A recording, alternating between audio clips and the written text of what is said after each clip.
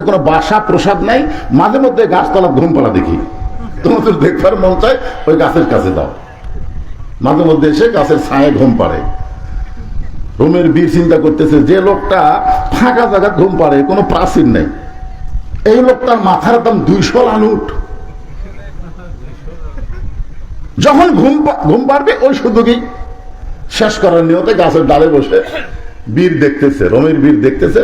ইতিমধ্যে হযরত ওমর আসতেছে, কেমন যেন একেবারে ফ্যাকাশা চেহারা নিয়ে এসে মাথার পাগড়ি খুলে মাটিতে বিছাইয়ে দিলেন, ডান হাতকে বালিশ বানায়া ওই পাগড়িতে শুয়ে একটা দোয়া পড়লেন, আল্লাহুম্মা বিইসমিকা আমুতু ওয়া আহইয়া।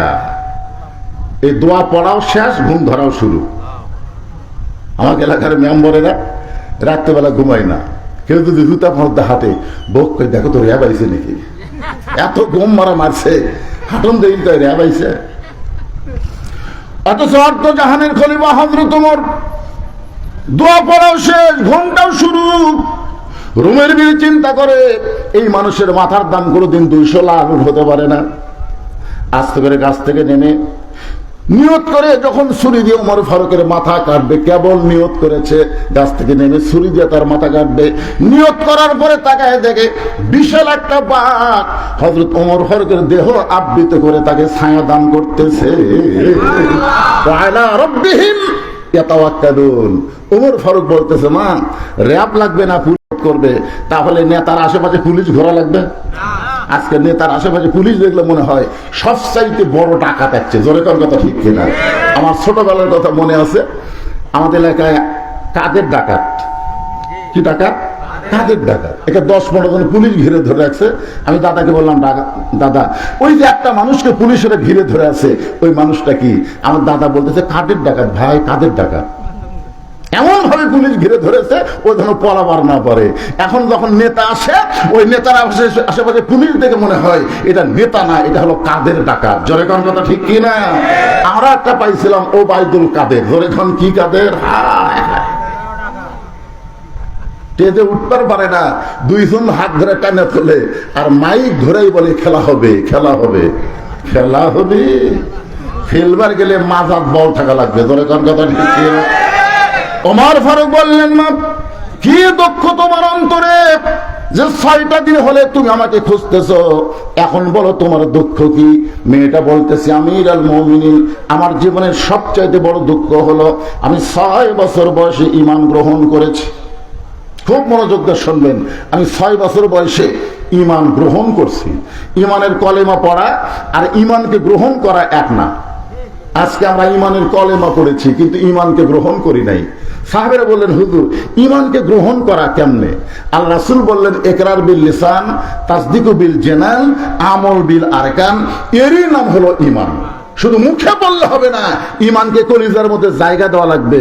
শুধু কলিজার মধ্যে জায়গা দিলে হবে না, আমলের মাধ্যমে ঈমানকে প্রকাশ করতে হবে। জোরে কোন কথা, ঠিক কি না?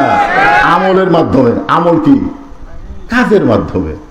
এসে বলতেছে, স্যার আপনি হলেন একটা দলের নেতা, আপনার ফাঁসি কার্যকর করবে যদি আপনি রাষ্ট্রপতির কাছে বাঁচার দরখাস্ত লেখেন, রাষ্ট্রপতি দয়া করে যদি আপনাকে মাফ করে দেয়, তাহলে আপনার ফাঁসি কার্যকর হবে না। তাসদিকুল জিনান, কলিজার ঈমান বলতেছে, উকিল তোমার কথা শুনে আমার হাসি লাগতেছে। উকিল বলে, হাসি কেন? বলে, তুমি যে রাষ্ট্রপতির কাছে আমাকে দরখাস্ত লিখতে বলতেছো বাঁচার জন্য, আমি আমার জীবনে 3টা রাষ্ট্রপতিকে ক্ষমতার থাকা অবস্থায় মরা দেখছি। একটা হলো শেখ মুজিবুর রহমান, একটা হলো জিয়াউর রহমান, একটা হলো জিল্লুর রহমান। যারা ক্ষমতার থাকতে নিজেরাই মরে যায়, কোন ইমানদার জীবন দিবে কিন্তু তাদের কাছে প্রাণ ভিক্ষা চাবে না। জোরে কোন কথা, ঠিক কি না? এরা মুখের ঈমান দিয়ে হবে, মুখের কলেমা এটা হবে না, এটা কলিজার কলেমা লাগবে। ধরে কোন কথা, ঠিক কি না? আমলের মাধ্যমে প্রকাশ করতে হবে। মেয়েটা বলতেছে, আমিরুল মুমিনিন 6 বছর বয়সে ঈমান গ্রহণ করেছি। শুধু ঈমান গ্রহণ করার অপরাধে 12 বছর আমাকে জেলখানায় বন্দি রাখ। সকালবেলা 3টা করে চাবুক, বিকালবেলা 3টা করে চাবুক মারছে। আমার দেহের এমন কোনো জায়গা নাই যেই জায়গায় চাবুকের আঘাত লাগে নাই। আমিরুল মুমিনিন, আমি যেই দেশের জেলখানায় বন্দী ছিলাম ওই দেশের নাম হলো রোম দেশ। আপনি রোম পারস্য যখন দখল করলেন, তখন আপনি ঘোষণা করে দিলেন মুসলমান কোন রাষ্ট্র যখন দখল করবে, ওই রাষ্ট্র তখন আল্লাহর কোরআন দিয়ে চলবে। আর আল্লাহর কোরআন দিয়ে যখন কোন রাষ্ট্র চলবে, ওই রাষ্ট্রের কোনো জেলখানার দরকার থাকবে না। আপনি জেলখানার দরজাগুলো উন্মুক্ত করে দিলেন। এখন আমি একজন মুমিনা নারী, জেলখানার দরজা খোলা পেয়ে আমি যাব কোথায়? কারণ আমার দাদা খ্রিস্টান, আমার বাবা খ্রিস্টান, যেই দেশে আমি ঈমান গ্রহণ করেছি ওই দেশের সবাই খ্রিস্টান। সবাই যখন তাদের আপন ঠিকানায় চলে গেল, আমার কোনো ঠিকানা নাই। আমি 6 দিন হলে আপনাকে খুঁজতেছি, যদি আপনাকে পাই তাহলে আপনার কাছে এই দুঃখী মেয়েটা একটু আশ্রয় চাই। ওমর ফারুক চোখের পানি বের করে বললেন, মা আমি তোমাকে আশ্রয় দিবার পারবো না। ওমর ফারুকের কথা শুনে মেয়েটা হতাশ হয়ে বললেন, আপনি যদি আমাকে আশ্রয় না দেন তাহলে আমি যাবো কোথায়? ওমর ফারুক বললেন, মা ঈমান গ্রহণ করার পরে কোন মানুষের কাছে মানুষ আশ্রয় পাবে না। তুমি যদি মুমিনা নারী হও, তুমি যদি একজন নারী হও, তাহলে আল্লাহ পাক তোমাকে অধিকার দিয়েছে। সুবহানাল্লাহ। আশ্রয় দেওয়ার মালিক কে? আল্লাহ। মানুষের কাছে কোনো মানুষ আশ্রয় চাইতে পারে না। তুমি আমার কাছে আশ্রয় কেন চাচ্ছ? ইসলাম তোমাকে অধিকার দিয়ে দিছে। আপনারা বলেন তো, ইসলামে নারীদের অধিকার আছে না নাই? আর ওই ফাজিল ফকরা কি বলতেছে যে আল্লাহর কোরআন দিয়ে যখন বাংলাদেশ চলবে তখন তোমাকে কিন্তু অবস্থা সেই রকম, বাড়ির থেকে বারবার দিবে না, মার্কেট করবার পারবে না, এ করবার পারবে না, সে করবার পারবে না, তোমাকে প্যাকেট করে খুরমা খেজুরের মতন। আপনারা বলেন আল্লাহর কোরআনে নারীদের অধিকার আছে না নাই? আল্লাহ রাসূল ঘরের দরজা খুলে বসে আছে। ইতিমধ্যে উম্মাহাতুল মুমিনিন মা আয়েশা ঘরের মধ্যে ঢুকছে। নবী আস্তে করে উঠে গিয়ে দরজা বন্ধ করে দিলেন। যেই দরজা বন্ধ করছে, মা আয়েশা থরথর করে কাঁপতেছে। রাসূল বলে, আয়েশা কাঁপো কেন? বলে, হুজুর কাঁপার কারণ হলো আপনার জুতার পরশে আল্লাহর আরশ ধন্য হয়ে গেছে। আপনার জুতার পরশে আল্লাহর আরশ ধন্য হয়ে গেছে। যদি আমার কোনো বেয়াদবি হয়, আল্লাহ রাসূল বললেন, আয়েশা একজন নবীর জুতার পরশে আল্লাহর আরশ ধন্য হয়েছে, একজন নবী। আয়েশা বলে, হুজুর আপনি তো সেই নবী। রাসূল বলে, আমি নবী ছিলাম। আমি নবী ছিলাম ততক্ষণ পর্যন্ত যতক্ষণ ঘরের দরজা খোলা ছিল। যেই দরজা বন্ধ হয়ে গেছে, আমি এখন নবী নাই, আমি হলাম স্বামী, তুমি আমার বিবি। জোরে কান সুবহানাল্লাহ। রাসূল আমার হাত বাড়ায় দিলেন আয়েশার দিকে।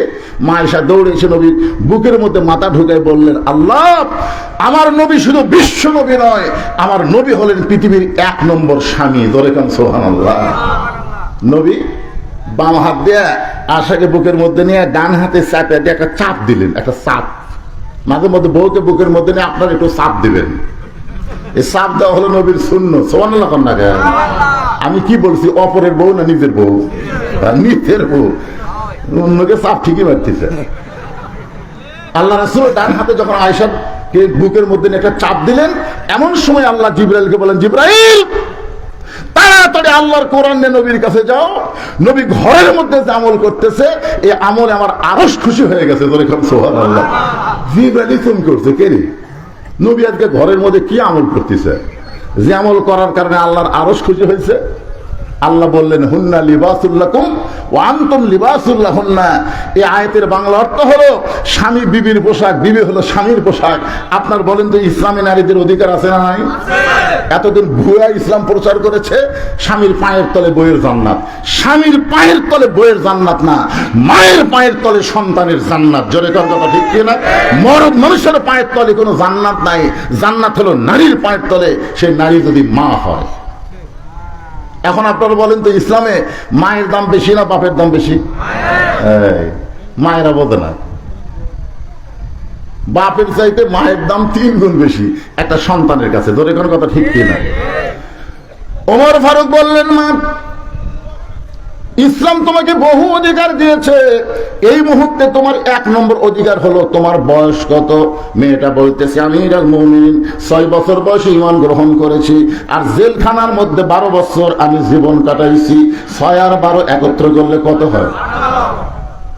ওমর ফারুক বললেন, না এই 18 বছরের একজন যৌবনা নারীর জন্য ইসলামের 1 নম্বর অধিকার হলো ভালো একটা ছেলের সঙ্গে বিয়ে বসা।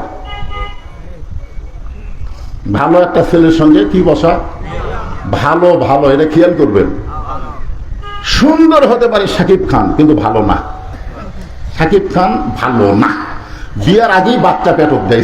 কোন কথা ঠিক? বাংলাদেশের সুদর্শন নায়কের নাম কি রে ছেলেরা, নাম কি? শাকিব খান, কিন্তু বিয়ের আগেই পেটক বাচ্চা দেয়। এই অপু সরকার কন আর বুবলি কন আর যাই কন, ওরা বাচ্চা নিয়ে হাজির। বিয়ে হলো কবে, কবে বাচ্চা পেটত আসলো, কে বিয়ে পড়ালো, এগুলো কোনো খবর নাই, বাচ্চা নিয়ে হাজির। তার মানে বোঝা গেল সুন্দর হলেই ভালো হয় না। কথা বলেন ঠিক কিনা? এখানে বলতেছে ওমর ফারুক একটা ভালো ছেলের সঙ্গে বিয়া বসার অধিকার আছে। ভালো ছেলের 1 নম্বর গুণ কি, যে বিবাহে ডিমান্ড নিবে না, মহরনা নগদ দিবে। বিবাহে কি নিবে না, ডিমান্ড নিবে না। আপনার ডিমান্ড মনে হয় বোঝেন না। মহরনা নগদ, মহরনা দেওয়া হলো ফরজ, আর ডিমান্ড নেওয়া হলো হারাম। জোরে কোন মহরনা দেওয়া কি? এ কথা জোরে কন না কেন? আপনার কি বাকি থেকে বিয়ে করছেন নাকি? আপনার কেউ বাকি থেকে বিয়ে করছেন? প্রত্যেকটা দোকানে লেখা আছে আজ নগদ কাল মাখি, তার মানে বাকির নামই ফাঁকি। জোরে কোন বাকির নামই? যারা মহারণা বাকি থেকে বিয়ে করছেন, শোধ করছেন, এখন এরই উপর যদি ওয়াজ হয় তাহলে অধিকাংশ বাচ্চাই তো হালাল দাদা নয়। জোরে কোন কথা ঠিক কিনা? তা আপনাকে খেপাচ্ছি না, রাগ করাচ্ছি না, একটু মনোযোগ দিয়ে শুনবেন। ওমর ফারুক বললেন, না এই মুহূর্তে তোমার কোনো অভিভাবক নাই, তুমি বড় একা হয়ে গেছো, আমার কাছে ভুল করে আশ্রয় চাইছো। আমি তোমাকে একটা ভালো ছেলের খবর দিব, কারণ তুমি তো আর ভালো ছেলে খুঁজতে পারবা না, কারণ তোমার অভিভাবক নাই। আমি বরং তোমার অভিভাবক হইয়া একটা ভালো ছেলের খবর দিচ্ছি, দেখো তো ছেলেটা তোমার পছন্দ হয় কিনা। মেয়েটা বলতেছে আমিরুল মুমিনিন, সে ভালো ছেলের খবর কি? ওমর ফারুক বললেন 30 পারা কোরআনের হাফেজ। আর সুবহানাল্লাহ বাড়ায়, এমবিবিএস ডাক্তার, ইঞ্জিনিয়ার, ব্যারিস্টার। ওরে কি মনে করতেছেন? আপনার আশেপাশের মাদ্রাসার কোনো বাচ্চা যখন রাস্তাতে হেঁটে যায়, আপনি জানেন ওর পায়ের তলে ফেরেশতারা নূরের পাখা বিছিয়ে দেয়। সুবহানাল্লাহ কন্যা। একটা হাফেজের দিকে তাকান, একটা আলিমের দিকে তাকান, আল্লাহ সগীরা গুনাহ মাফ করে দিবে। একটা ব্যারিস্টারের দিকে তাকান, একটা ডাক্তারের দিকে তাকান, একটা গুনাহ মাফ হওয়ার কোনো রেকর্ড নাই ইসলামে। আর ঠিক কয় না? ওমর ফারুক বললেন ছেলের 1 নম্বর যোগ্যতা হলো 30 পারা কোরআনের হাফেজ, 2 নম্বর যোগ্যতা হলো 6 লক্ষ হাদিসের হাফেজ। 30 পারা কোরআনের হাফেজ, শিক্ষাগত যোগ্যতাকে শোনেন, 6 লক্ষ হাদিসের হাফেজ। ছেলেটার বয়স হলো মাত্র 22 বছর, ছেলেটার বয়স হলো মাত্র 22 বছর, লম্বা হলো 6 ফুট 2 ইঞ্চি, গায়ের রং ফর্সা, সাদের মতন চেহারা, নামটা হলো আব্দুল্লাহ ইবনে ওমর। কার ছেলের খবর দিচ্ছে? ছেলেটার নাম হলো আব্দুল্লাহ ইবনে ওমর। আমার ছেলেটার সঙ্গে তোমাকে বিয়ে দিয়া, তোমাকে আমার বাড়ির বৌমা বানায়া আমার বাড়িতেই তোমাকে অধিকার দিবার চাই। জোরে কোন সুবহানাল্লাহ। তোমাকে আমার কি বানায়া? জোরে কোন কি? খেতলাল আক্কেলপুর আর আমার কাহালুতে একই। আমাদের এলাকায় বেটার বউকে বৌমা কয়। তা আমি 3-4 বার বৌমা করলাম, সবাই আপনারা বৌমা বলতেছেন, কিন্তু আমার বাম পাশে একটা সভাপতি ছিল, ওই আর কথা হয় না। আমি সভাপতিকে বললাম, সভাপতি সাহেব সবাই বৌমা বলতেছে, বেটার বউ বৌমা হয়, আপনার কি বেটা নেই? হুজুর 2টা আছে, বিয়ে কি এখনো করেন? করাছে হুজুর। তো বৌমা খন না কেন? হুজুর আপনার ওয়াজ অনুযায়ী তো বউ পাইনি। আমার 2 বেটার বউ বৌমা হয়নি, এরা 2 জন আছে বউ দাজ্জাল। আজকে প্রায় বাড়িতে বৌমা পাওয়া যাচ্ছে না, বউ দাজ্জাল পাওয়া যাচ্ছে। জোরে কোন কথা ঠিক কিনা? কথা কান না কেন ভাই? বউ দাজ্জাল। আগে বেটা ভালোই ছিল, কিন্তু বিয়ে করার পর থেকে বেটা ভিন্ন হওয়ার চায়। একদিন বাপ মা বলতে যে কেরে তোর কেউ নেই, আমরাই তোর বাপ মা, আমাদের ছেলে তুই ভিন্ন হওয়ার চাস কেন? বউ সবসময় কান গরম করে দেয়, তোমাদের সঙ্গে থাকতে পারবো না, আমি ভিন্ন হয়ে গেলাম। আপনারা বলেন তুই কার বুদ্ধিতে ভিন্ন হচ্ছে? বউয়ের বুদ্ধিতে। আপনারা বলেন যে বউ বাপ মা থেকে তার স্বামীকে ভিন্ন নিয়ে করে নিয়ে যায়, ওটা কি বউ মা হয় না বউ দাজ্জাল হয়? আপনাকে ঘরে ঘরে কোনটা পাচ্ছেন? দাজ্জাল পাচ্ছেন না মা পাচ্ছেন? দরকার হলে বউ দাজ্জাল বাদ দিয়ে বেটাকে আর একটা বিয়ে করানো।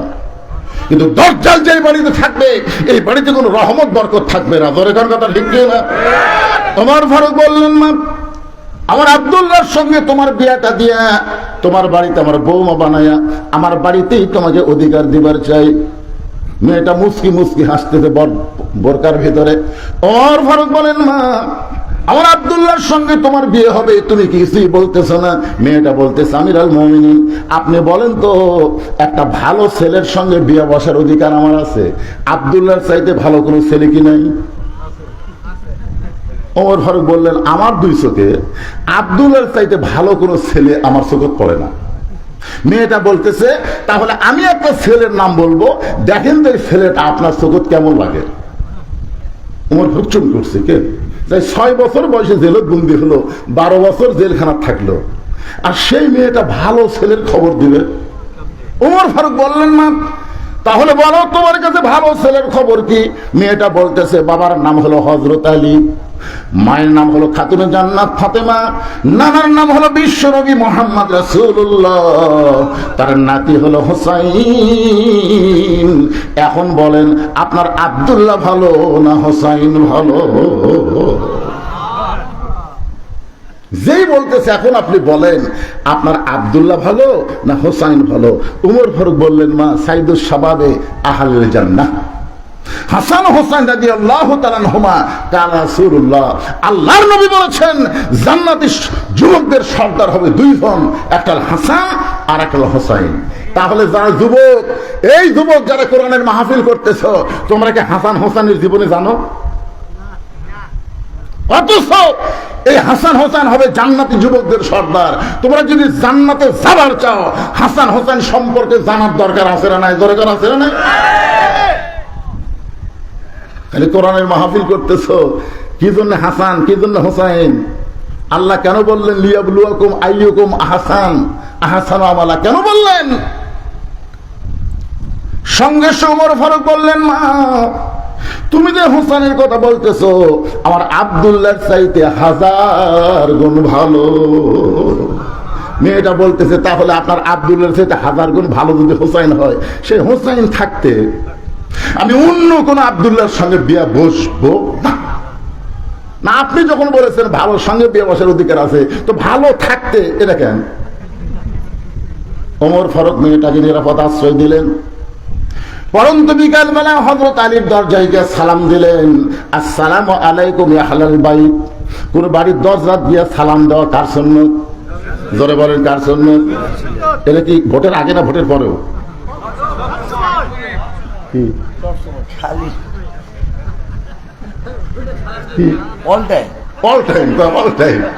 আমাদের এক নেতা গাড়ি চড়ে আসতেছে, আমার দেখার জিনিস তো, আমি অনেক কিছু যেটা দেখি সেটা ওয়াজের মধ্যে বলি।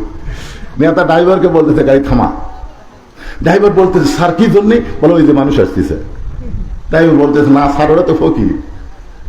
ভোটের আগে পাগলা, ফকিরও যা হামুতে। গাড়ি যে ব্রেক করছে, নেতা গাড়ির থেকে নামা সালাম দিচ্ছে, আসসালামু আলাইকুম। ফকির খেলে চারিদিকে তাকায়। নেতা বলতেছে, কি দেখেন? বলে আমি দেখতেছি কাক সালাম দিলে। আপনাকে দিলাম, ভিক্ষা করে খায়। ভোটের আগে ফকিরও যা হামুতাই। এখন এমন কতগুলো নেতা দেখা যাবে খালি সালাম, খালি সালাম। ধরে কর কথা ঠিক না? এই সালাম শুধু ভোটের আগে দিলে হবে না, সব সময়। এমনকি বাড়ির দরজার যদি কোনো মানুষ নাও থাকে, তাও সালাম দেওয়া নবীর সুন্নাত। এমনকি কবরে কোনো জীবিত মানুষ নাই, তারপরেও কবরের ধারে যাওয়া হলো সালাম দেওয়া নবীর সুন্নাত। জোরে কর সুবহানাল্লাহ। আসসালামু আলাইকুম ইয়া আহলাল কুবুর। এই কবরবাসী যারা, তাদের উপর আল্লাহ রহমত বর্ষিত হোক। জোরে কর সুবহানাল্লাহ। তাহলে জীবিত মানুষকেও সালাম দেওয়া যাবে। যদি দরজায় কোনো মানুষ না থাকে, তারপরেও বাড়িকে লক্ষ্য করে সালাম দেওয়া যাবে। কোন মানুষ যদি জীবিত না থাকে, কবরস্থানেও সালাম দেওয়া যাবে। হযরত ওমর আলীর দরজায় যা সালাম দিয়ে বললেন, আম্মা সাইলা ফালা তানহা। হযরত আলী চমকে গেলেন, কারণ সালাম শুনি বুঝতে পারছে এটা ওমর ফারুকের সালাম।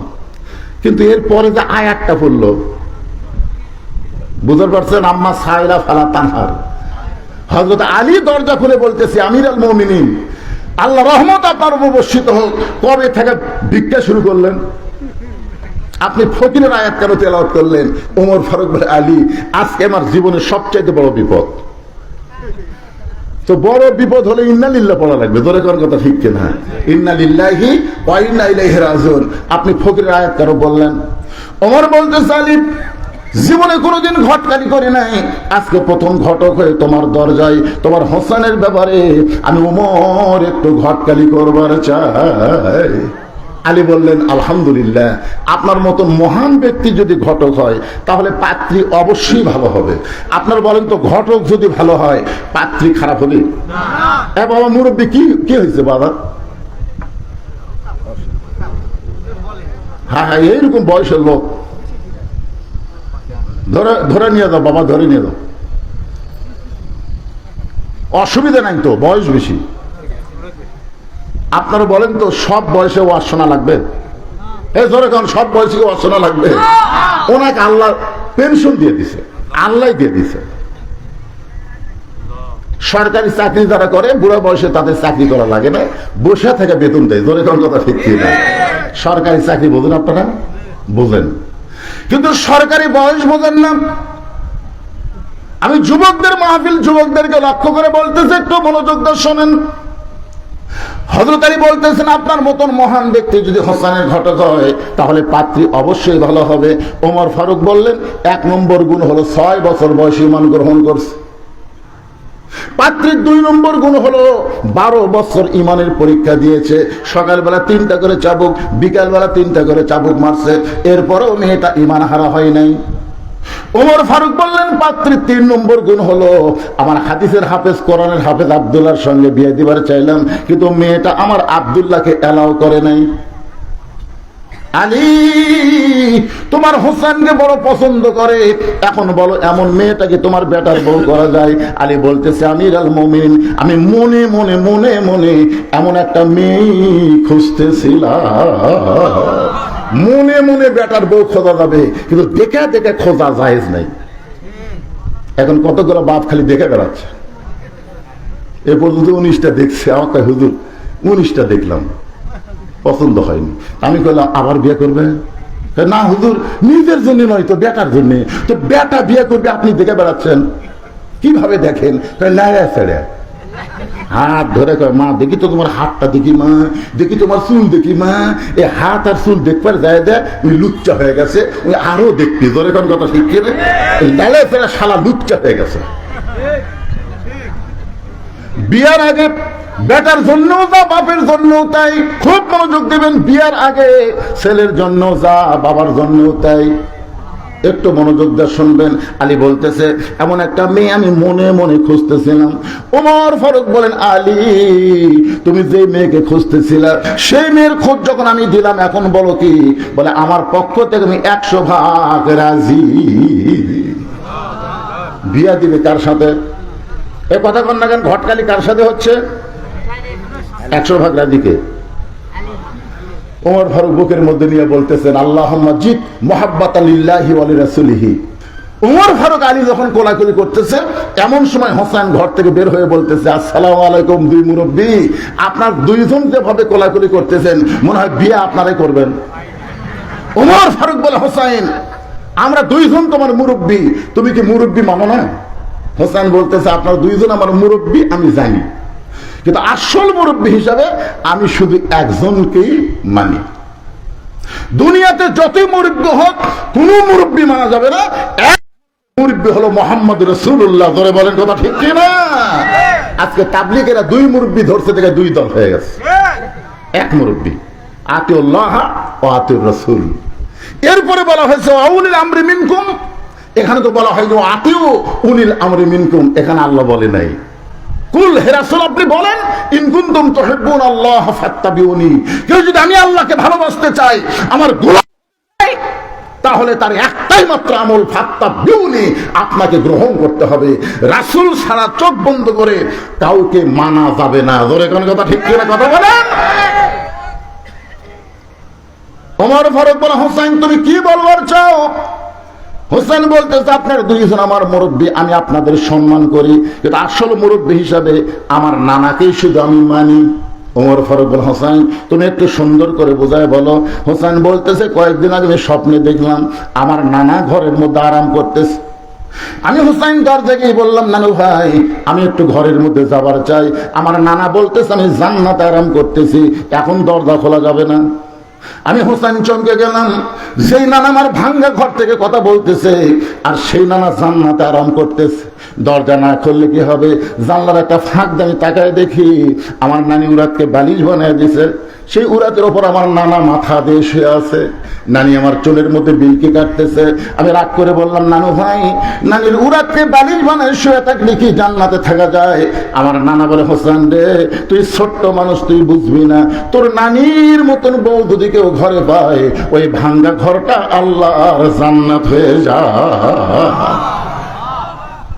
তোর নানির মতন বউ যদি কেউ ঘরে পায় ওই ঘর ভাঙ্গা হলো আল্লাহর জান্নাত হয়ে যায়। তাহলে দুনিয়াতে আপনার ঘর যদি জান্নাত বানাবার চান, ভালো একটা বইয়ের দরকার আছে না নাই? জোরে জন আছে না নাই? আজকে সারাদিন কাজ কাম করি, বাড়ির যায় শান্তি নাই, অশান্তির আগুন দাউ দাউ করে জ্বলতেছে অনেকের বাড়িতে। জোরে কর কথা ঠিক কেন ভাই? হোসেন বলতেছে আমি সেই দিন থেকে সিদ্ধান্ত নিয়েছি বিয়ে যদি করতে হয় নানা যেমন বিয়ে করছে আমি তেমন বিয়ে করব।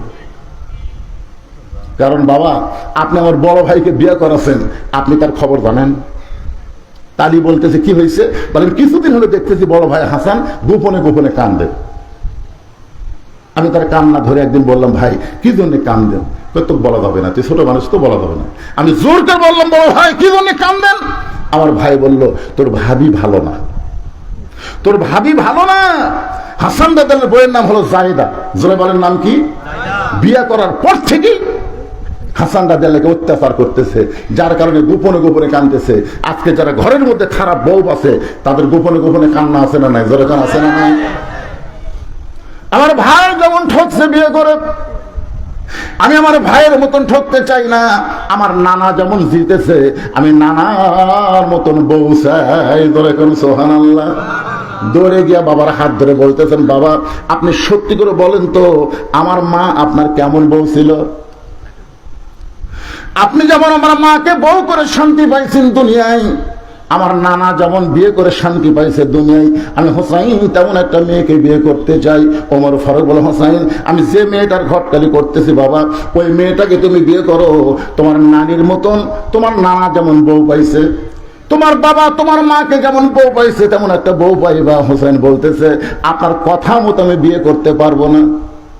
উমর ফারুক বললেন, তাহলে কি বলতে চাও? হোসেন বলতেছে আমি মনে মনে সিদ্ধান্ত নিয়েছি আমি এমন একটা মেয়েকে বিয়ে করব যে মেয়েটা আমার 3টা প্রশ্নের উত্তর দিবার পারবে। করে গান সুবহানাল্লাহ।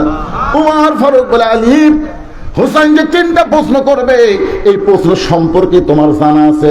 আলী বলতেছে আমি জীবনের প্রথম শুনলাম।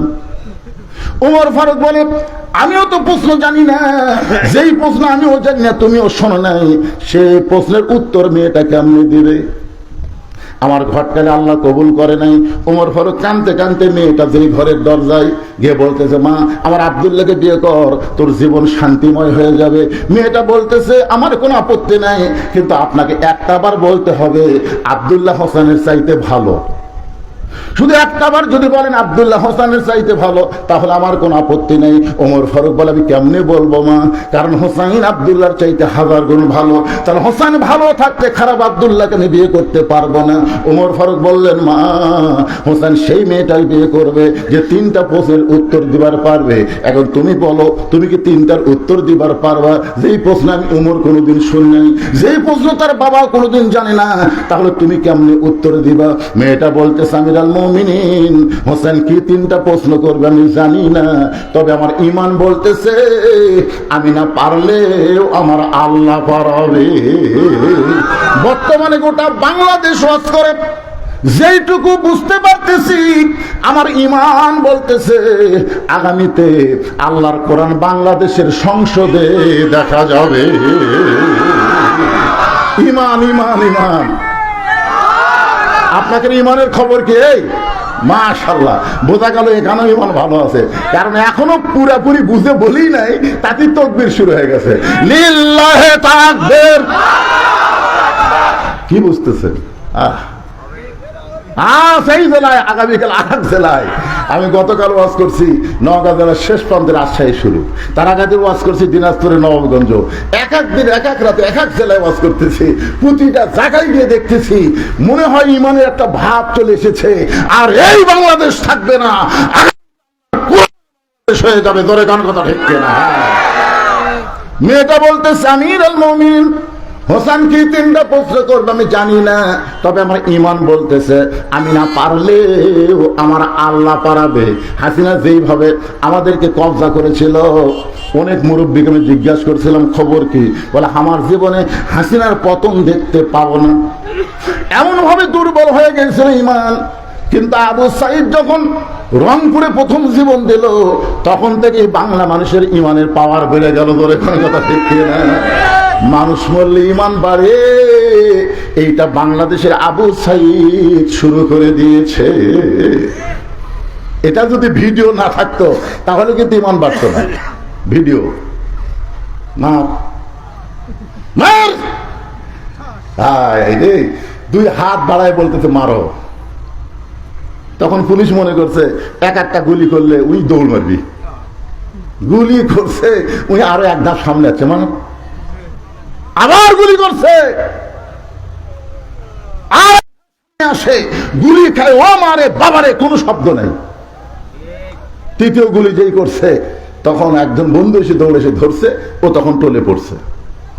বাংলাদেশের মুসলমানকে দেখাই দিল দরকার হলে জীবন দিব, কিন্তু বাতিলের সঙ্গে কোনো আপোষ করা চলবে না। দরকার কথা ঠিক কিনা? হ্যাঁ, ইমানের দাবি যদি কুরবানি হয়, সেই দাবি ঘরে বসে থাকা নয়। ইমানের দাবি হলো কিছু বিনিময়, সেই বিনিময় যদি কলিজার ঘাম হয়, সেই ঘাম দিতে যেন তৈরি থাকি। ওগো দয়াময় আমার আল্লাহ দয়াময়। কোন দিকে তাকে থাকেন? এটা ইমান। বক্তা ওয়াজ করতেছে, কোন দিকে তাকে আছেন? ইমানের দাবি হলো অগ্নি শিখাপ, বাতিলের বিরুদ্ধে জ্বলতে শিখাপ, সে আগুনে জ্বলে জ্বলে দিব ইমানের পরিচয়। ইমানের দাবি ঘরে বসে থাকা নয়। মেয়েটা বলতেছে আমিরুল মুমিনিন হোসেন কি 3টা প্রশ্ন করবে আমি জানি না, কিন্তু আমার ভেতরের ইমান বলতেছে আমি না পারলে ওকে পারাবে। ওয়ালা রব্বিহিম ইয়াতাওয়াক্কালুন, আল্লাহর প্রতি ভরসা করছে। এখন বলেন তো, আল্লাহর প্রতি কেউ যদি ভরসা করে, আল্লাহ তার সাথে আছে না নাই? আল্লাহ কোরআনে বলেছেন অহুয়া মাকুম আইনা মা কুনতুম, বান্দা তুমি নিজকে অসহায় মনে করো না, আমার প্রতি ভরসা করলে আমি আল্লাহ তোমার সঙ্গে থাকবো। ধরে কোন সুবহানাল্লাহ। একটু আরেক জায়গায় আল্লাহ বলেছেন ইন্নাল্লাহা মাআস সাবিরিন, ধৈর্যশীলদের সঙ্গে কে আছে? তা আপনারা যখন কোরআনের ওয়াজ শুনতেছেন, আপনাদের মনের মধ্যে শয়তান ওয়াজ হয়ে দিচ্ছে, কিন্তু আমরা তো কোরআন সংসদে চাই না, হুজুর তো যে হারে ওয়াজ করতেছে আমাদের বিরুদ্ধে ওয়াজ করতেছে না। আপনি ধৈর্য নিয়ে শোনেন, তারপরে বুঝবেন মুসলমান হিসেবে আমরা মরতে চাই, আল্লাহর কোরআনের বিকল্প কোনো রাস্তা নাই। ধরে কোন কথা ঠিক না? আপনি কি মরছেন? ধরে কোন মরছেন, কিন্তু মরাটা তো মুসলমান হিসেবে মরা লাগবে ভাইজান। এই জন্য একটু ধৈর্য নিয়ে মনোযোগ দিয়ে শোনেন। ওমর ফারুক এক দৌড়ে আইছে হযরত আলীর বাড়িতে। কিছুক্ষণ আগে যে লোকটা কাঁদতে কাঁদতে চলে গেছে, সেই লোকটা আবার ফিরে আসছে। আলী জিজ্ঞাসা করতেছে এখন আপনি গেলেন মন খারাপ করে, এখনই ফিরে আসলেন কেন? বলে তারিখ করার জন্য। হোসেন বলতেছে কিসের তারিখ? কিসের তারিখ? বলে বিয়ের তারিখ না, বিয়ের তারিখ না। তুমি মনে করো না তুমি যেভাবে খেদায় দিছ, আমি উমরের এত সাহস নাই যে তোমার বিয়ের তারিখ করবার হয়েছি। তাহলে কি জন্য তারিখ করবার হয়েছেন? বলে তুমি যে 3টা প্রশ্ন করবা, সেই প্রশ্নের উত্তর দেওয়ার তারিখ। আলী বলতেছে যেই প্রশ্ন আমিও জানি না, আপনিও জীবনে শোনেন নাই, আর সেই প্রশ্নের উত্তর দিবার পারবে? ওমর ফারুক বলতেছে আলী মেয়েটা এমন কথা বলেছে যে কথা শুনে আমারও ইমান বেড়ে গেছে। ধরে কোন সুবহানাল্লাহ। আমার মায়েরা যারা পর্দার অন্তরে আছেন, একটু মনোযোগ দিয়ে শুনবেন। নির্দিষ্ট তারিখ মোতাবেক হযরত ওমর বসেছেন ডান পাশে, আর হযরত আলী বসেছেন বাম পাশে, আর হোসেন বসেছেন মিডল পয়েন্টে। এটা হলো বসার কথা বললাম। আমার চেয়ারম্যান সাহেব যেমন বসেছে, আমার ভাই যেমন বসে আছে, দুইজন দুই ধারে আছে না নাই? যখন আছে না নাই? এখানে আরো অনেক অতিথি ছিল, তারা কিন্তু নাই। তারা সুযোগ বুঝে পলান দিছে। তোর এখন কথা ঠিক কিনা? চেয়ারম্যান সাহেব প্রধান অতিথি ইচ্ছা করলেও তিনি এখান থেকে যাবার পারতেন, কিন্তু তিনি আমারে কইছেন হুজুর একটু ধরে ওয়াজ করা লাগবে। তার মানে বোঝা গেল তিনি ধৈর্য নিয়ে বসে গেছেন। তোর এখন সুবহানাল্লাহ। ধৈর্যের সঙ্গে কে আছে? আল্লাহ কোরআনে বলেছেন ইন্নাল্লাহা মা'আস সাবিরিন, ধৈর্যশীলদের সঙ্গে আল্লাহ নিজেই থাকি। একটু ধৈর্য নিবেন। ডান পাশে হযরত ওমর বসে গেছেন, বাম পাশে হযরত আলী, আর মাঝখানে হোসেন বসে। সামনে একটা চাদর দেওয়া হয়েছে, চাদরের ওই পারে ওই 18 বছরের যৌবন নারী বসে গেছে। এখন আপনাদেরকে আমি প্রশ্ন করি, সামনে চাদর দেওয়ার কারণ কি? সবাই জোরে বলেন কারণ কি? অথচ আমার বাংলাদেশের একজন গায়িকা এক সময় সংসদে সেই রকম তোড়জোড় ছিল, নাম বলার আগেই ভাই বলে দিচ্ছে, আমাদের আলেমদেরকে কানা কইছে সংসদের মধ্যে গানে, ওরে মৌলানা চোখ দুইটা করলা কানা, মনের পর্দা বড় পর্দা তোমরা খুঁজে পাইলা না। আমাদের বলতেছে আলেমরা, তোমাদের চোখ দুইটা কানা, মনের পর্দা বড় পর্দা তোমরা খুঁজে পাইলা না। তেতুল হুজুর বুঝলো না। আহমদ শফি রহমতুল্লাহ আলাইকে এই 2 টাকার গায়িকা মমতাজ তেতুল হুজুর বানাচ্ছে। ধরে কি হুজুর? আপনারা বলেন তো, আহমদ শফির আপনারা চেনেন? যিনি বাংলাদেশে লক্ষ লক্ষ আলিমদের ওস্তাদ, আর সেই আহমদ শফি রহমতুল্লাহ আলাইকে মমতাজ সংসদের মধ্যে তেতুল হুজুর কইছে। একটা মুসলমানের বাচ্চা বাধা দেয়নি। ধরে কোন কথা? ঠিক কথা বলেন। আচ্ছা, রাস্তার উপর যে শালারা চিল্লাই, এরা কি মানুষের বাচ্চা? এরা মানুষের বাচ্চা? আশ্চর্য কথা রে বারে। মন যদি শুনবার না চায় বাড়ি চলে যাও। অধিকার তোমাকে কে দিছে? আল্লাহ জবান দিয়েছে, জবান কাড়ে লিবারও পারে। জোরে কোন কথা ঠিক না? এই তো থামে গেছে। একটু মনোযোগ দিয়ে শুনবেন। সামনে চাদর দেওয়া কারণ হলো, আপনারা সকলেই বলেছেন পর্দা, তার মানে বোঝা গেল মনের পর্দা যদি বড় পর্দা হতো, ওমর ফারুকের মন ভালো না খারাপ? আলীর মন ভালো না খারাপ? হোসেনের মন ভালো না খারাপ? তাহলে সামনে চাদর দিয়ে বুঝাই দিলে মনের পর্দা পর্দা নয়, পর্দা হলো আল্লাহর আইন। সবাই বলে পর্দা কার আইন? হ্যাঁ, আমি যত বড় হুজুর হই, আপনি আমাকে বাড়ির মধ্যে নিয়ে যাবেন, আর আপনার বউ বেটিকে আমি দেখবো, আমার কিছুই মনে হবে না। আপনার বলেন তো, হুজুরে গেলে সোলপল আছে না নাই? তার বোঝা গেল হুজুরে গেলে মন আছে। মন যদি না থাকলে তো বিয়ে করলো কেন? হ্যাঁ, আল্লাহর বান্দার একটু মনোযোগ দেবেন। সামনে চাদর দিয়ে বুঝাই দিলেন পর্দা হলো আল্লাহর আইন। আজকে আমাদের বাংলাদেশে ধর্ষণের শাস্তি মৃত্যুদণ্ড, অ্যাসিড মারলে মৃত্যুদণ্ড, এরকম বহু দণ্ড করেছে, তারপরেও কিন্তু অন্যায় কমতেছে না। ধরে কোন কথা ঠিক কিনা? কারণ কি? ঘরের মধ্যে শুটকি মাছ রাখছে, শুটকি মাছ ঘরের মধ্যে রাখছে, শুটকির একটা গন্ধ কেউ আগে না পাইলেও বিলাই পায়। বিড়াল এখন চিন্তা করে শুটকির গন্ধ আসে কোথা থেকে? আস্তে আস্তে বিড়াল যায়, দেখে ঘরের দরজা খোলা। ঘরের দরজা খোলা পায়, ঘরের মধ্যে ঢুকে দেখে খাটের তলে পাতিলের মধ্যে শুটকি মাছ, কিন্তু ঢাকনা নেই। আপনার বলেন তো, বিড়াল 20 মিনিট টাইম পাবি? ওই সমান খালি শুটকি খাচ্ছে, খসর খসর শব্দ শুনে ঘর চিন্তা করে কে রে, ঘরের মধ্যে কি একটা বিড়াল কাম সারতেছে।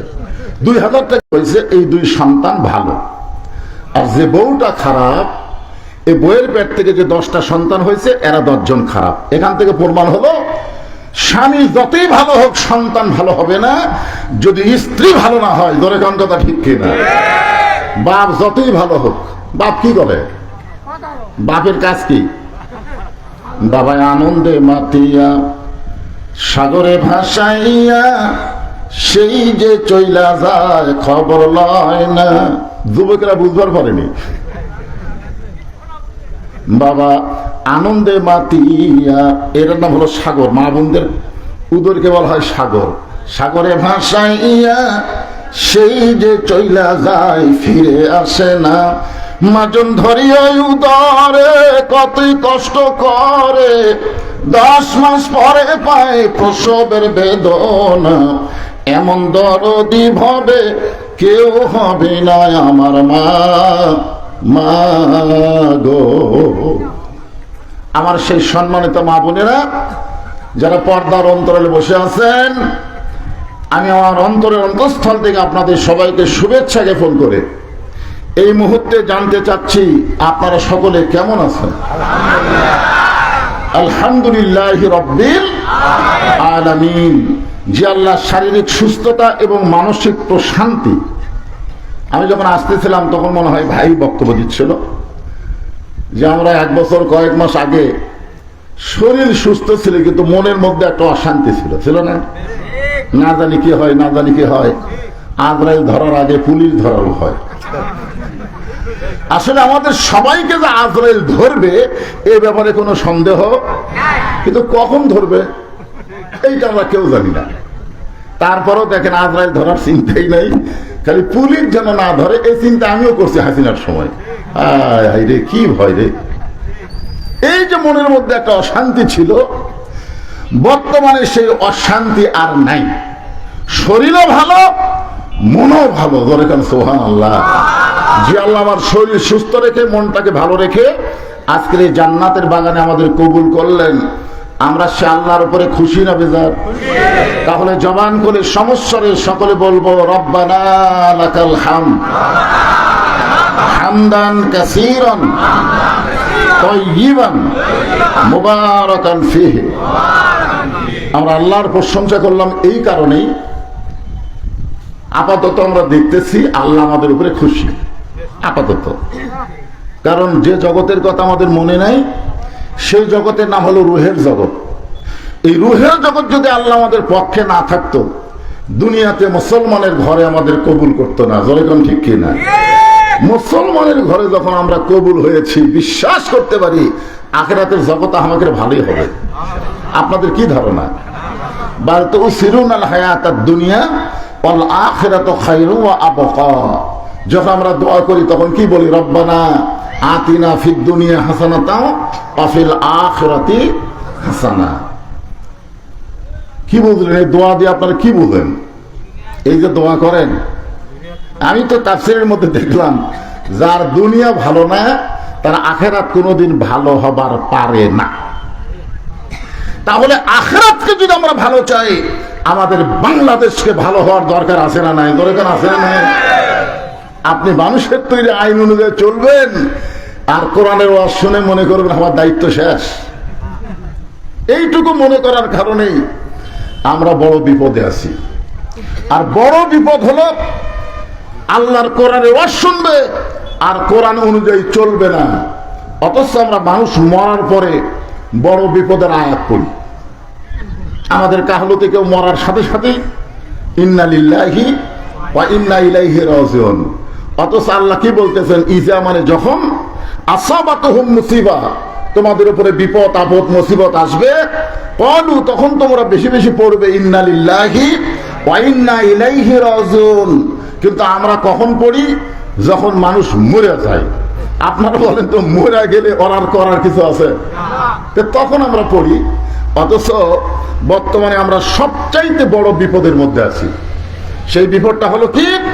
আমরা কোরআনের ওয়াজ শুনবো কিন্তু বাস্তবে আল্লাহর কোরআন অনুযায়ী চলতে চাবো না। চলার চেষ্টা করার দরকার আছে না নাই? বুখারী শরীফে হাদিসে রাসূল বলেছেন, মান সাআলাল্লাহু তাআলা আশ-শাহাদাতা বিসিদকিন বাল্লাগাহুল্লাহু মানাজিলাশ শুহাদা ওয়া ইম্মাতা আলা ফিরাশিহি। রাওয়াহুল বুখারী কিতাবুল মাগাজি। কেউ যদি আল্লাহ রাস্তায় চায় যে আমি জীবন দিব, আল্লাহ রাস্তায় জীবন দিব, এই নিয়তে আল্লাহর দ্বীন দুনিয়াতে কায়েম করার লক্ষ্যে যারা চেষ্টা করবে, দরকার হলে জেলে যাবে, দরকার হলে ফাঁসির মঞ্চে যাবে, দরকার হলে বাতিলের সঙ্গে আপোষ না করে এই দুনিয়া থেকে কষ্টের মধ্যে জীবনযাপন করবে। এই মা তাআলা ফিরাশিহি, সে ব্যক্তি যদি একসময় নিজের বিছনার মধ্যে মরে যায়, মানে সাধারণভাবে যদি মৃত্যু হয়, বাল্লাগাহুল্লাহু মানাজিলাশ শুহাদা, হাসরের ময়দানে আল্লাহ তাকে শহীদদের কাতারে দাঁড় করাইয়া দিবে। চিন্তা করে দেখেন এই আল্লাহর কোরআনের ওয়াজ শুধু শুনলে হবে না, বাস্তবে আল্লাহর কোরআনকে আমাদের গ্রহণ করা লাগবে। জোরে কোন কথা ঠিক কিনা? হ্যাঁ, ঠিক থাকলে ঠিক। আমরা আল্লাহর প্রশংসা কম করব না বেশি করব? কেন করব? দুনিয়াতে আমরা মুসলমানের ঘরে আল্লাহ কবুল করেছেন। আমরা আল্লাহর প্রশংসা এই কারণে বেশি বেশি করব যে আল্লাহ তাআলা দয়া করে আমাদেরকে বিশ্বনবীর উম্মত হিসেবে কবুল করেছেন। বিশ্বনবীর উম্মত বোঝেন আপনারা? আমাদের নবী শুধু নবী না, আমাদের নবী হলেন আমাদের একজন নেতা। কেমন নেতা? হ্যাঁ, আজকে আমাদের বাংলাদেশে অনেক মুসলমান দল করে, ওই দলের নেতাকেই নেতা হিসাবে মনে করে এই নেতা। আমার নেতা বাহিরে আছে, এখনো দেশে আসেনি। মুসলমানের বাচ্চা, যাকে তাকে নেতা মানাও যাবে না, নেতা বলাও যাবে না। নেতা হলেন মুহাম্মাদুর রাসূলুল্লাহ। দরুদের মধ্যে পড়তেছি আল্লাহুম্মা সাল্লি আলা সাইয়্যিদিনা মুহাম্মদ। আমরা তার প্রতি দরুদ শরীফ পড়তেছি, যিনি হলেন আমাদের নেতা। আজকে আমরা নবীকে নবী বলেই খালাস। নেতা হিসাবে সাধারণ একজন মানুষের পিছনে ঘুরি, জীবন সময় নষ্ট করি, মাঝে মধ্যে স্লোগান দেয় আমার নেতার চরিত্র ফুলের মতন পবিত্র, নামাজ পড়ে না একত্র। জোরে কোন কথা ঠিক কিনা? এরকম কিছু নেতা আছে না নাই? আমরা কোন নেতা পাইছি? যে নেতা সম্পর্কে আল্লাহ কোরআনে বলেছেন লাকাদ কানা লাকুম ফি রাসূলিল্লাহি উসওয়াতুন হাসানাহ। যদি তোমরা সফলতা অর্জন করতে চাও তাহলে বিশ্ব নবীর আদর্শকে তোমরা গ্রহণ করে নাও। আমাদের নবীর আদর্শ কি? সে আদর্শই হচ্ছে আল্লাহর কোরআন। বলেন সুবহানাল্লাহ। আসুন সেই কোরআন থেকে আমি আপনাদের সামনে আলোচনা করব। আমরা সকলেই কোরআন সম্পর্কে একটা সাধারণ আইডিয়া নিব। এই কোরআনের মধ্যে কোনো সন্দেহ নাই। দুই একজন বললেন, বাদ বাকি মুখ খুললেন না, তার মানে কি সন্দেহ আছে নাকি? এই কোরআনে কোনো গোজামিল, এই কোরআনে কোনো ধোঁকা, যেই কোরআনে গোজামিল নাই, সন্দেহ নাই, ধোঁকা নাই, সেই কোরআন বাদ দিয়ে মানুষের তৈরি সংবিধান নিয়ে চলতেছেন। আর মাঝে মধ্যে বলতেছেন পবিত্র সংবিধান। এই সংবিধানের বাইরে যাওয়া যাবে না। যেই সংবিধান মানুষ লেখে নিজের হাতে, একজন মুসলমান সেই সংবিধান অনুযায়ী চলতে পারে না। মুসলমানকে চলতে হবে আল্লাহর কোরআনের সংবিধান দিয়ে। ধরে কোন কথা ঠিক না? সেই পবিত্র কোরআন থেকে আমাদের কাহলুতে কোনো মানুষ যখন মারা যায়, মরার কথা শুনেই সকলে বলে ইন্না লিল্লাহি ওয়া ইন্না ইলাইহি রাজিউন। আপনাকে খেতলাল আক্কেলপুরের খবর কি? মানে খেতলাল আক্কেলপুর এই জন্য বললাম, যেখানে আমি যেখানে বসে আছি ওটা কি? এরা আক্কেলপুর যেখানে বসে আছিলাম খেতলাল, এই জন্যই বললাম খেতলাল আক্কেলপুর। আজকে একটা মাহফিল ভরে, এক থানার বসা আর এক থানার ওয়াজ। আলহামদুলিল্লাহ। একজন আমাকে বলতে আমাদের মসজিদে 2 থানার লোক নামাজ পড়ে। মানে এমন জায়গায় মসজিদ খেতলাল আক্কেলপুর, এটাই সেটা। আলহামদুলিল্লাহ। তো আপনাদের খেতলাল আক্কেলপুরে মানুষ মরে গেলে আপনার কি কম? এই একই কথা। মানে আমাদের কাহালো যা, মরার পরে আপনারাও তাই। মানে মরার পরে, বাঁচা অবস্থায় যে দল করো অসুবিধা নাই, কিন্তু মরার পরে আমরা সবাই এক দল। বাবা ইন্নালিল্লাহ। আপনারা বলেন তো, মরার পরে এক দল হওয়া লাগবে না জীবিত অবস্থায় এক দল? না, জীবিত অবস্থায় যার মতো তাই দল করো, আর মরার পরে ইন্নালিল্লাহ। এখন আসেন এই সেই ইন্নালিল্লাহর উপর সামনে নিয়ে আমি আপনাদের সামনে আলোচনা করব। যে কোরআন দেখতেছেন একটাবার সবাই দেখেন। দেখেন কি দেখতেছেন? এর বাইরে আর কিছু দেখছেন না, এইটুকুই শেষ। বক্তা মাঝে মধ্যে কোরআন হাত দিয়ে তোলে, আল কোরআনের আলো ঘরে ঘরে জালো, সংসদে জালো, এই কথা কয়। পরে শ্রোতারা যায়, ওয়াজ কেমন হলো? সেই রকম, এইরকমই তো দেখতেছি আমরা। এক এক বক্তার ওয়াজ এক এক রকম লাগতেছে, কোনটা ফাটাফাটি, কোনটা আবার কি। তো যাই হোক, আজকে আমি আপনাদের ইন্নালিল্লাহ নিয়ে এই কোরআনটা কি এরা একটু নিজের চোখে আপনারা দেখে যাবেন। শুধুমাত্র কোরআন এভাবে দেখলে হবে না, কোরআনটা আসলে কি, এই কোরআনটা কতদূর পর্যন্ত মানুষকে নিয়ে যেতে পারে। তার 1 নম্বর প্রমাণ হলো হযরত উমর। জোরে কোন সুবহানাল্লাহ। যিনি একদিন খালার বাড়িতে রাখালি করতেন, এই কোরআনকে গ্রহণ করার জন্য আল্লাহ তাকে অর্ধ জাহানের খলিফা হিসেবে কবুল করেছেন। সুবহানাল্লাহ বলেন। কোরআন, এই কোরআনের পাওয়ার আছে না নাই? আমাদের বাংলাদেশে আছে। প্রাইমারির জন্য আজ পর্যন্ত কোনদিন ভিক্ষা করা লাগেনি। বাংলাদেশের প্রাইমারির জন্য কোনদিন ভিক্ষা করা লাগছে? কথা কন, ভিক্ষা করা লাগছে? কেন লাগেনি? যেখানে শিক্ষা দিচ্ছে একদম বাগদম ঘোড়ারম সাজে, ঢাক ঢোলক ঝাঁঝর বাজে, যেখানে প্রত্যেকটা শিক্ষা হলো মিথ্যা, সেই শিক্ষার জন্য একটা টাকাও দান সদকা করা লাগে না। আর আল্লাহর কোরআন যেখানে শিক্ষা দেওয়া হয়, সে জায়গায় টাকা পয়সা দান না করে সেটা চলে না। এই তো আমরা বাংলাদেশে কোরআনের পাওয়ার দেখতেছি, ঠিক কিনা বলেন? আমাদের বাংলাদেশে কোরআনের পাওয়ার হলো, কোন মানুষ সারা জীবন যদি কোরআনের বিরুদ্ধে চারণ করে, ওই লোকটা যখন মারা যায় তখন আমাদের মতন কিছু হুজুর যাই বলে আইরে সেই দিকে যাই রে, বোঝা শোনা নাই রে, এরকম কিছু হুজুর বর্তমানে বাংলাদেশে দেখতেছেন না আপনারা? মাথার টুপি পাগড়ি দিয়ে হ্যাঁ আমাদেরকে বলবে অমুক দলের আকীদা খারাপ, আর যাদের সঙ্গে জোট করতেছে তাদের আকীদাই নাই। জোরে কোন কথা ঠিক কিনা? অথচ যাই বলে আইরে সেই দিকে যাই রে, বোঝা শোনা নাই রে। এখন যে ব্যক্তি সারা জীবন কোরআনের বিরুদ্ধে চারণ করছে, ওই লোকটা মারা গেছে। এখন আমরা হুজুরের গিয়া আর লাশকে জান্নাতে রাখার জন্য 3 খতম কোরআন দিয়া আল্লাহর কাছে দোয়া করতেছি, আল্লাহ এই লোকের জন্য আমরা 3 খতম কোরআন পড়ে দোয়া করলাম, লোকটাকে তুমি জান্নাত দিয়ে দাও। ফেরেশতারা বলতেছে, আল্লাহ খবর কি? বলে দোয়া কবুল হবে না। এই কারণেই হবে না, দোয়া কোরআন মরা মানুষের জন্য নয়, কোরআন মরা মানুষের জন্য নয়, কোরআন হলো জীবিত মানুষের হেদাত। জোরে কোন কথা ঠিক কি না? সারা জীবন কোরআনের বিরুদ্ধে চারণ করছো, আর কোরআন খতম দিয়ে তোমাকে জান্নাতে রাখা হবে, এটা আমাদের বাংলাদেশে দেখা যায়। জোরে কোন কথা ঠিক কি না? আজকে আসুন, অর্ধ জাহানের খলিফা হযরত ওমর শুধুমাত্র আল্লাহর কোরআনকে দেখার জন্য ছদ্মবেশে মদিনার অলি গলি ঘুরতেছে।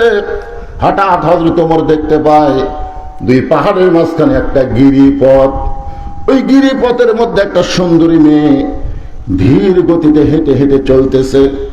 মেয়েটার সামনেও কোনো মানুষ নাই, পিছনেও কোনো মানুষ নাই। ওমর ফারুক মেয়েটার দিকে তাকালেন আর আল্লাহর শুকরিয়া আদায় করলেন। জোরে গান সুবহানাল্লাহ। বর্তমান পরিবেশে কোনো মেয়ে যখন রাস্তা দিয়ে যায়, ওই মেয়েটার দিকে তাকালে কবিরা গুনাহ হয়, কিন্তু আল্লাহর কোরআন দিয়ে যখন রাষ্ট্র চলবে, তখন একটা মেয়েটা যখন রাস্তা দিয়ে যাবে, ওই মেয়েটার দিকে তাকাইলে মিন শারিল ওয়াসওয়াসিল খান্নাস, আপনার ভেতরের শয়তান আপনাকে ওয়াসওয়াসা দিবার পারবে না। কারণ মেয়েটা আপাদমস্তক আল্লাহর পর্দার আইন মেনে চলে। ওই মেয়েটাকে দেখলে কোনো পাপ হবে না। সুবহানাল্লাহ। ওমর ফারুক মেয়েটার দিকে তাকায় কার শুকরিয়া আদায় করলেন? আল্লাহ, তোমার দুনিয়া এত সুন্দর একটা মেয়ে। এখন আপনারা বলবেন, হুজুর সুন্দরী বলতে কি বুঝতেছেন? আপনারাই কি বুঝতেছেন সুন্দরী বলতে? কি? পর্দা। বেপর্দা নারী যারা বিশ্ব বেহায়া তারা, আর পর্দানিশী নারী যারা বিশ্ব সুন্দরী তারা। ধরে কারণ সুবহানাল্লাহ। দেখতে কালো হোক, দেখতে খাটো হোক, এরপরও আল্লাহর আইন পর্দা যদি মেনে চলে, ওই মেয়েটাই হলো বিশ্ব সুন্দরী। ধরে কারণ সুবহানাল্লাহ। আর আমাদের বাংলাদেশে সুন্দরী মেয়ে তারাই যারা বেপর্দা হয়ে ঘুরে বেড়ায়। ধরে কারণ কথা ঠিক কিনা? ওমর ফারুক মেয়েটার নিকটে গেলেন, সালাম দিয়ে বললেন, মা, এই নির্জন পথে তুমি একা একা চলতেছো, তোমার সামনেও কোনো মানুষ নাই, পিছনেও কোনো মানুষ নাই। মেয়েটা বলে, পথিক, তুমি কি হযরত ওমরকে চিনো? ধরে কারণ সুবহানাল্লাহ। তাকে বলতেছে, ওমরকে লক্ষ্য করে বলতেছে, পথিক, তুমি কি হযরত ওমরকে চিনো? যদি হযরত ওমরকে চিনতা তাহলে এরকম বেসাইদা কথা বলতা না।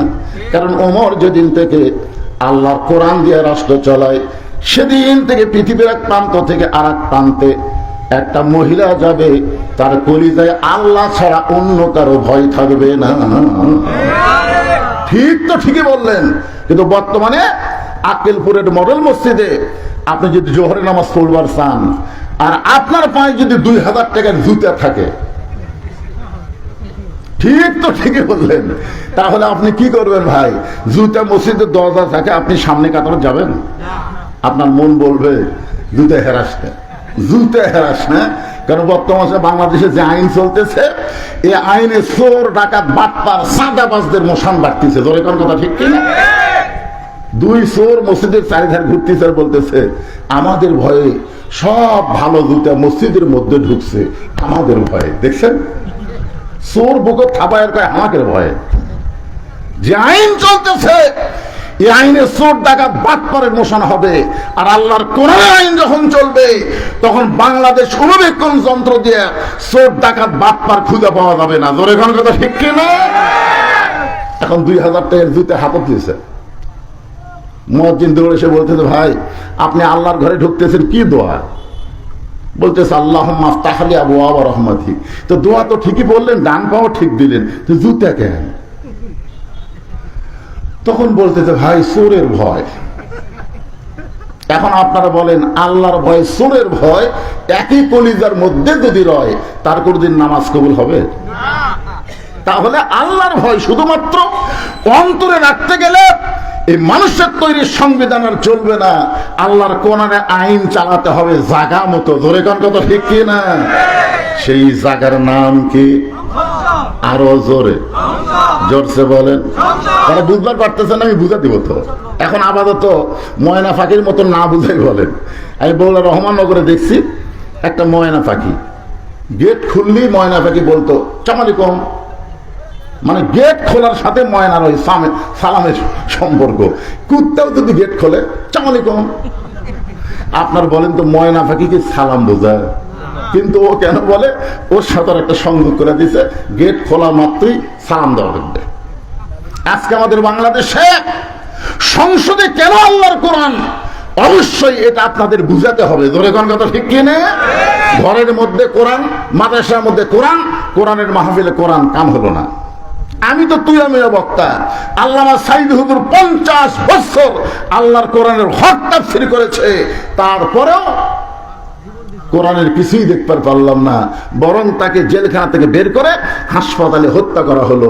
এইটাই হলো বাংলাদেশের নমুনা। ধরে কোন কথা ঠিক কিনা?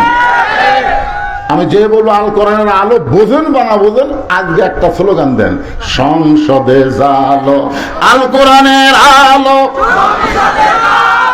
আপনি বলতেছেন না কোন দল?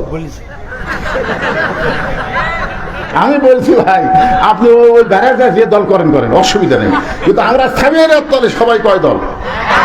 মসজিদের মধ্যে চেয়ারম্যান সাহেব আমার সাথে যদি নামাজ পড়ে আর সামনে যদি 4 আঙ্গুল যায়, আমি কি খাড়া হয়ে থাকবো?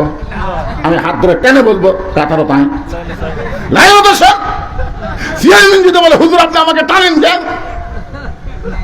আরে আপনি যেই দলই করেন, আল্লাহর ঘরের মধ্যে ঢুকলে কোন দল চলবে না, সমস্ত দল ভাঙ্গে এক কাতার হওয়া লাগবে। জোরে কোন কথা ঠিক কি না? আল্লাহর কোরআনের মাহফিলে যখন এসেছি তখন কোরআনের পক্ষে আমাদের কথা বলতেই হবে। জোরে কোন কথা ঠিক কিনা ভাই জান? কোরআন শুধু দোয়া দরুদ ফুফা দেওয়ার জন্য আসেনি তো। মেয়েটা বলে পথিক তুমি যদি হযরত ওমরকে চিন্তা তাহলে এরকম বেসাইলা কথা বলতা না। ওমর আল্লাহর কোরআন দিয়ে যখন থেকে রাষ্ট্র চালায় তখন থেকে পৃথিবীর এক প্রান্ত থেকে আর এক প্রান্তে একটা মহিলা যাবে, ওই মহিলার পরিচয় কেবলমাত্র আল্লাহ ছাড়া অন্য কারো ভয় থাকবে না। ওমর ফারুক বললেন মা তোমার কথা শুনে আমার খুব খুশি লাগতেছে, কিন্তু তুমি যে ধীর গতিতে চলতেছো আমার মনে হয় তোমার ভিতরে কোনো দুঃখ আছে। আমার মনে হয় তোমার ভিতরে কি আছে? কোনো দুঃখ আছে। মেয়েটা বলতেছে আসলেই তাই, আমি একজন দুঃখী নারী। আজকে 6 দিন হলে হযরত ওমরকে আমি খুঁজে বেড়াই। আমি আসলে একজন দুঃখী নারী, আজকে 6 দিন হলে হযরত ওমরকে আমি খুঁজতেছি। ওমর ফারুক বললেন মা তুমি কি পাগলি নাকি? ওমরকে যদি খুঁজবার চাও তাহলে বঙ্গভবনে যাও, গণভবনে যাও, সংসদ ভবনে যাও, রাষ্ট্রীয় ভবনে যাও। এইগুলো ভবন বাদ দিয়ে তুমি 2 পাহাড়ের মাঝখানে খুঁজতেছো, ওমর কি উর্দুম্বা যে 2 পাহাড়ের মাঝখানে খুঁজলে তুমি তাকে পাবা? মেয়েটা বলে প্রতীক তুমি জানো না, আল্লাহর কোরআন দিয়ে যখন থেকে রাষ্ট্র চলবে তখন থেকে নেতাদের খোঁজা লাগবে না, নেতারাই দুঃখী মানুষকে খুঁজে বেড়াবে। ধরে কোন কথা ঠিক না? আজকে নেতা খোঁজা লাগে, গরিবের বন্ধু সমাজ সেবক জনদরদি, হাইরে দরদি নেতা ভাই, ভোটটাই ওই শালার এলাকাত নাই। ধরে তো কথা কান না আর এলাকাত নাই। হঠাৎ মাঝে মধ্যে বেড়াবার আসে, বসন্তের কুকিল মাঝে মধ্যে আসে। তো যারা দয়া করে ভোট দিছে ওই গরিবের নেতার সাথে দেখা করে ওর কাছে যায়, তাকে সায়েন্সের অত্যাচারে নেতার ধারতি দেওয়া হয় না। এত চামচা, বুঝলেন, নেতা মানে চামচা। এখন চামচার অত্যাচারে নেতার কাছে দেওয়া যায় না। এই নেতারা ভোটের আগে বললো গরিবের বন্ধু, জনদরদী সমাজ সেবক, এখন ভোট পাইয়া চামচার অত্যাচারের কাছে দেওয়া যায় না। এটা কোনো নেতৃত্ব নয়। মেয়েটা বলতেছেন প্রতীক শোনো, আল্লাহর কোরআন দিয়ে যখন রাষ্ট্র চলবে তখন নেতা খোঁজা লাগবে না, নেতারাই দুঃখী মানুষকে খুঁজে বেড়াবে। আমি 6 দিন হলে ওমরকে খুঁজতেছি, আর 1-8 দিনের ভিতরে যদি ওমরকে না পাই তাহলে জায়গা মতো বিচার দিব। বুঝবার পারেননি? যদি 7 দিন, আমার সময় কয় দিন? 6 দিন খুঁজেছি, আর 1-8 দিনের মধ্যে যদি উমরকে খুঁজে না পাই তাহলে জায়গা মতো বিচার দেব। যেই বলেছে জায়গা মতো বিচার দেব, ওমর ফারুক হাঁটু গেড়ে বসে গেছে। জায়গা বোঝেন?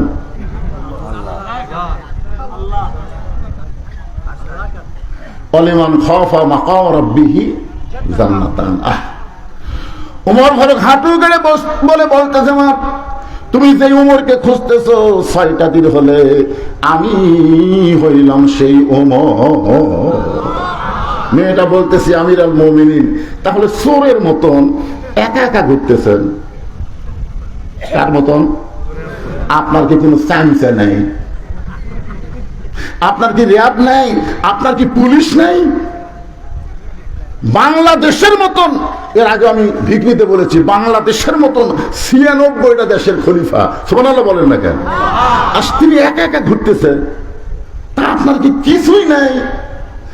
সঙ্গে সঙ্গে ওমর ফারুক বললেন, ইন্নামাল মুমিনুনা আল্লাযীনা ইযা যুকিরাল্লাহু ওয়াজিলাত কুলুবুহুম ওয়া ইযা তুলিয়াত আলাইহিম আয়াতুহু জাদাতুহুম ঈমানা ওয়া আলা রাব্বিহিম ইয়াতাওয়াক্কালুন।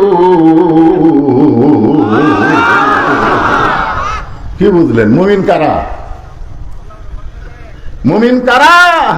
এখানে আল্লাহ বলতেছেন ইন্নামাল মুমিনুনা আল্লাযীনা, মুমিন কারা? ইযা যুকিরাল্লাহ ওয়াজিলাত কুলুবুহুম, যখন আল্লাহ জিকির করে এই জিকিরে তাদের অন্তরের মধ্যে তড়পড়ানি শুরু হয়ে যায়।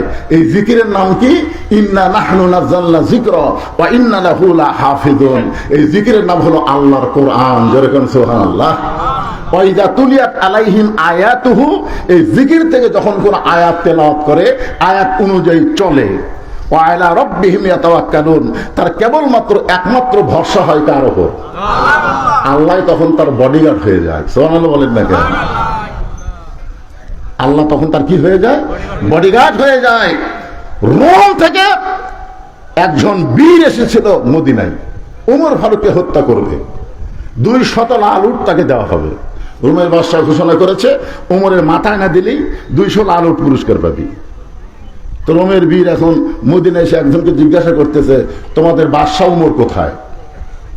তো লোকটা বলতেছে, আমাদের কোনো বাদশা নাই, আমাদের একজন খলিফা আছে।